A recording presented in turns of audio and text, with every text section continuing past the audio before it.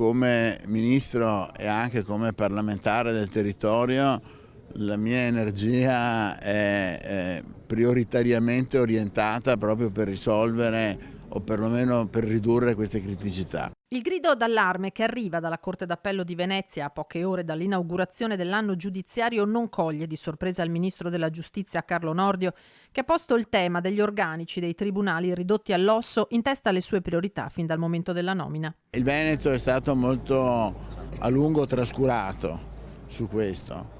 Le carenze di organico e le difficoltà anche della polizia penitenziaria, oltre a quelle degli uffici giudiziari, sono note, ma nel Veneto sono particolarmente accentuate.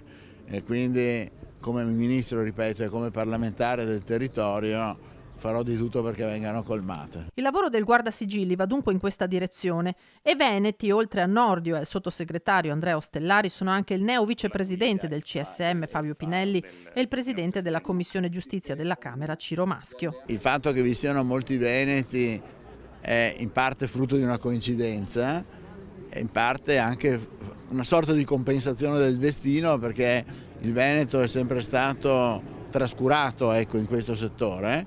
E quindi, poiché, come abbiamo parlato prima, un po' di giustizia distributiva magari accidentalmente in questo mondo si realizza, questa volta abbiamo un po' colmato quelle che erano le lacune del passato. Quanto al colloquio di 3 ore con Giorgia Meloni, il ministro liquida la domanda con un sorriso e una battuta. Io credo che le fotografie che sono apparse sui giornali siano più significative di qualsiasi commento.